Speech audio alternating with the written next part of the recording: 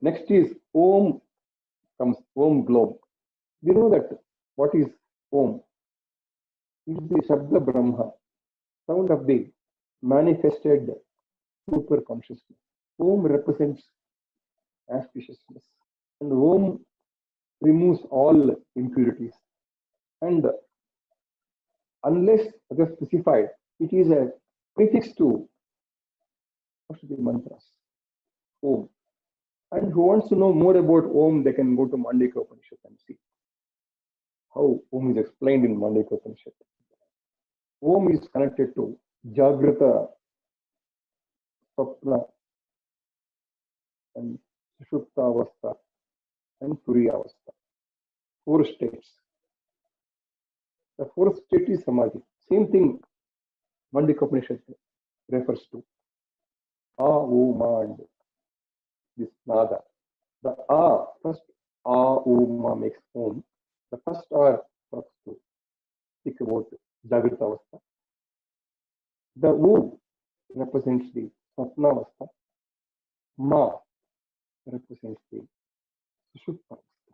The Turiya Avastha, 4th, is the Nada. The Om is connected to that 3 avasthas, the state of consciousness. Next is Glom. The Bija Glom we find in the Ganapati mantra. We also find in the Varahi mantra.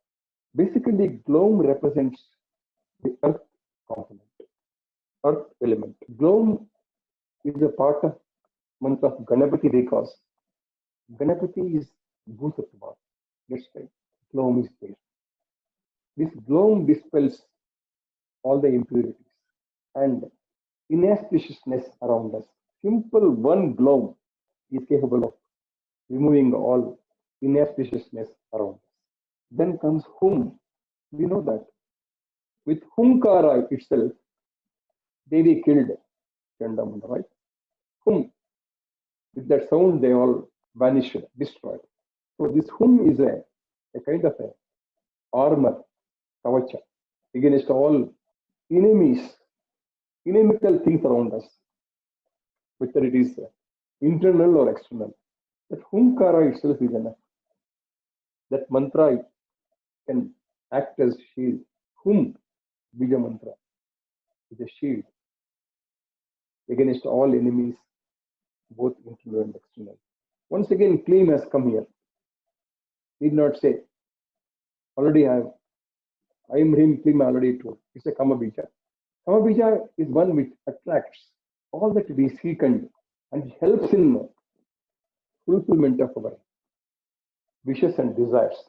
Because it's a Kama Bija. Jhum Saha. This Jhum Saha is a part of Maha Mrityunjaya mantra. We all know Mrityunjaya mantra. Chambakam Yajamahe Sugandhim. This is a Mrityunjaya mantra. Another mantra with prefix and suffix to that called Maha Mrityunjaya mantra. This Jhum Saha is part of the Maha Mrityunjaya mantra.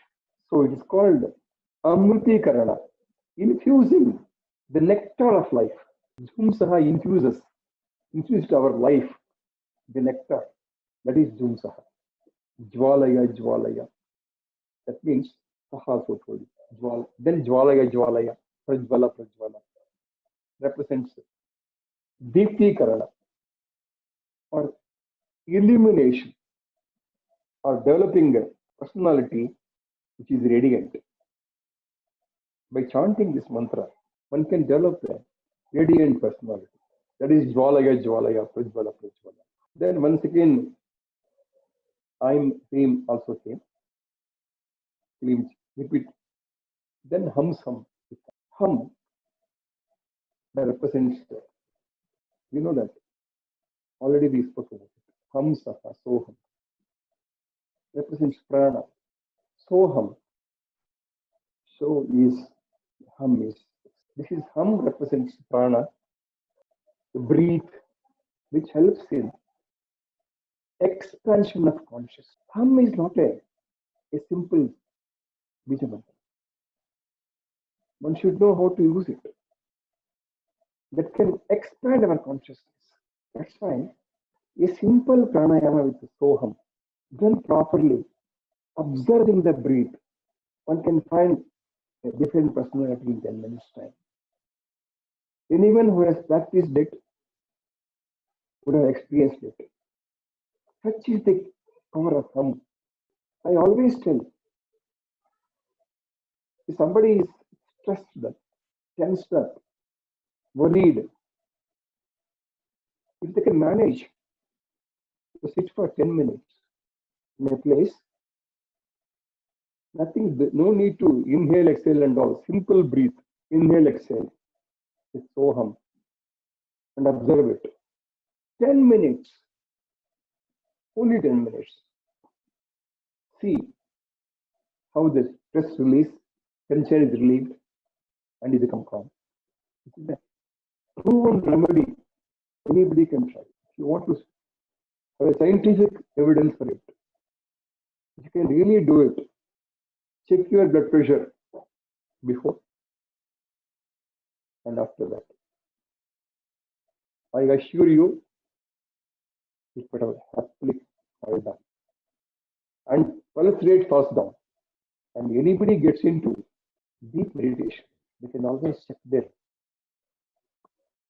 pulse rate. It falls down. It's good. Practice it. Unless two things are done during the japa and dhyana. One is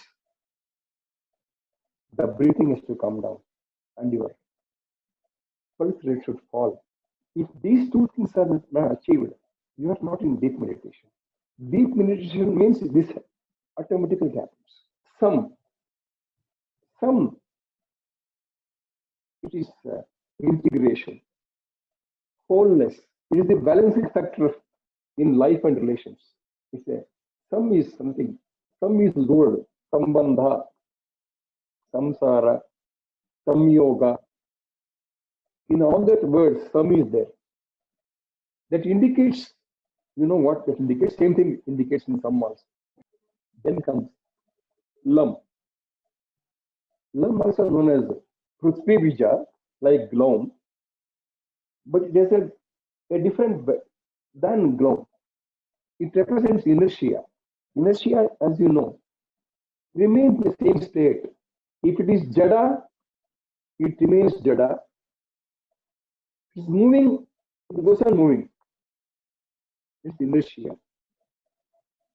And also it represents the attachment and also divine grace. Lam represents three things. One is the inertia, attachment, and also the divine grace. Then we have Ksham. Ksham is a duality, double-edged sword. It is grounding, it represents grounding and empowering, and also emotion intensity, high and low, both does by Ksham. It's a duality. You know that finally, Phat Swaha, like Namaha, Phat Swaha is always the end of the mantra. Swaha is offering. It need not be only during the offering the oblation, the fire, sacred fire. Swaha is offering only. Namaha is salutations. Swaha is offering. Don't mistake that Swaha should be there only when there's a fire. No. Swaha is offering only, nothing else. Swaha can be there. So many mantras have Swaha. Those mantras with Swaha, for example, even Mahaganapati mantra has Swaha. When you want to offer oblation in the sacred fire, you must use one more Swaha. Swaha is the mantra part. Another Swaha is offering oblation in the sacred fire. The whole mantra, Aim Him Klim Chamundai Viche Om Glom Hum Klim Zum Jwalaya Jwalaya Jwala Pijwala Pijwala Aim Him Klim Chamundai Viche Jwala Hum Sam Lam Sham Phat Swaha. It is Siddha Kunjika. Put together all these things now, they get the meaning of this mantra. May the divine Mother Sri Chandi, who is the manifested dynamic super consciousness, usher in auspiciousness and cleanse us of all impurities, protect us eternally from all enemies, internal and external, fulfill all our wishes and desires, and infuse in us spirituality, morality, and help us realize life's true purpose. May she illuminate us with all knowledge, expand our consciousness, remove attachments, dualities, balance our emotions, and integrate us into the whole of the creation.